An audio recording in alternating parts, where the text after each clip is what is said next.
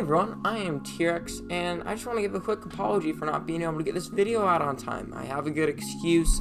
My PC was just not working, so I had to get it fixed, and I tried to make a community post, but I couldn't figure out how to do it, so here's my apology. I'm sorry that this video isn't out, and I'm sorry if it disappointed anyone. Another thing I want to talk about real quick is I have never done a TV show or a movie review before, so I don't know what to put in the background. So Mandalorian, I'm going to put some Boba Fett gameplay in the background, and then insert images when it's something that I really need to talk about. Okay, so let's just start my review of the first 2 seasons of The Mandalorian. The first thing I want to talk about when it comes to this show is probably the narrative. I'm going to try to sum it up in the most non-spoilery way. The travels of a lone bounty hunter in the outer reaches of the galaxy, far from the authority of the New Republic.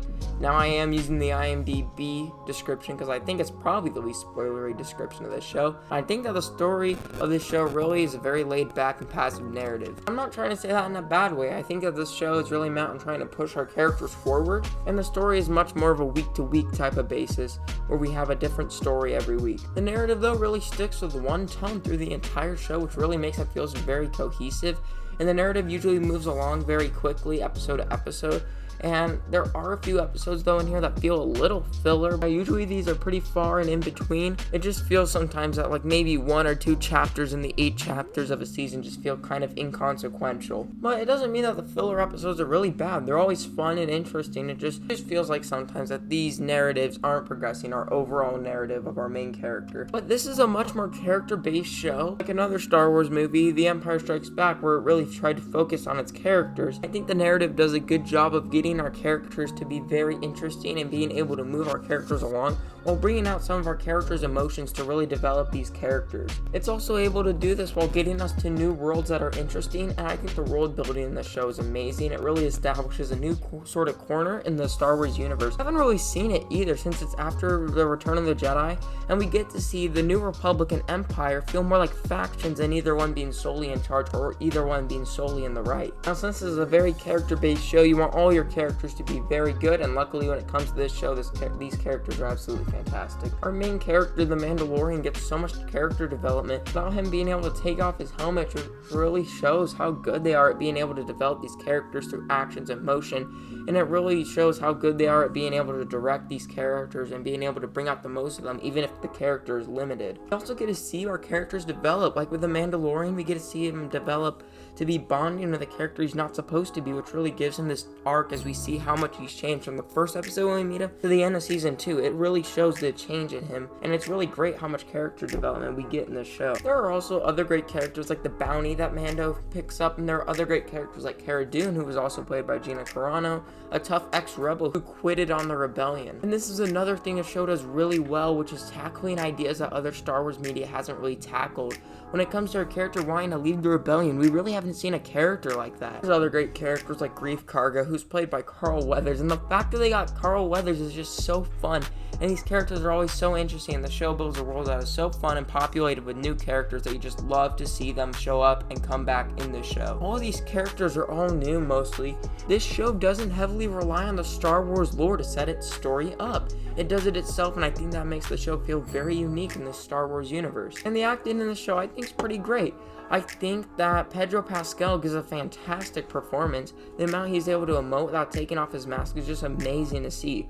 Also with our villains, it feels like everyone is giving everything they got. There are a few characters that pop up in one episode and you'll be like, I don't really like them, but overall, I think the characters they did a fantastic job with. Now, there are characters in here that are a little bit more fan servicey, but I feel like this show really understands how to do fan service. It's never so in your face, it's just nods or characters that make sense to be showing up in this show. Another thing I think this show is absolutely fantastic at is being consistent. I think in the entire 2 seasons, I would say out of 16 episodes that they've done, 13 of them were on the scale of good to absolutely some of the best Star Wars you will ever see, and only like 3 of the episodes I can say were meh. I don't even think that many of them are bad, and I think that is pretty good track record for this show with how many little episodes that they are doing. I think on the most part, the show is also pretty good at being able to feel like we are moving the story forward. I think they understand how big their story is and how many episodes they need to tell that story.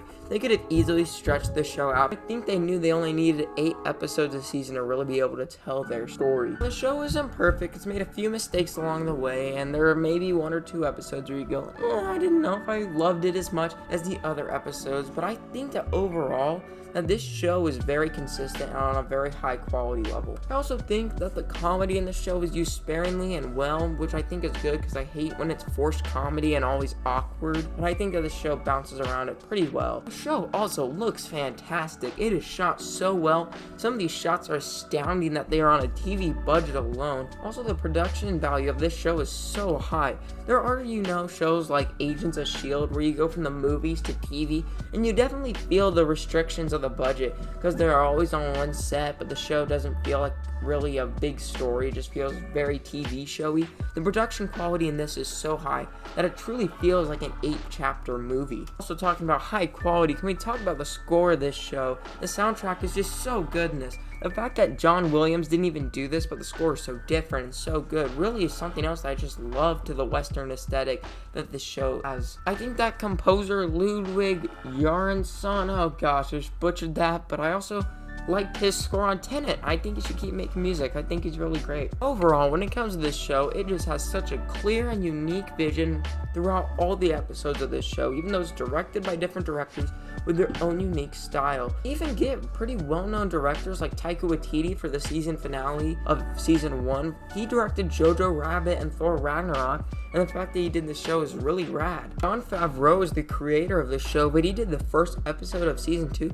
Heck, even Carl Weathers directed. I was watching the episode and I was like, hey, this is pretty good. And then I realized it was Carl Weathers and I was pleasantly surprised. Like, all these directors feel so unique, yet the show manages to feel so consistent. Overall, I just think this show is so good. It has such an awesome vision for a space western with such high production values in a totally different area of the Star Wars galaxy that we love exploring.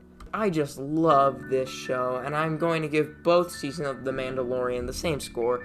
The Mandalorian is an awesome show. This show is so good, I can't even put it into words.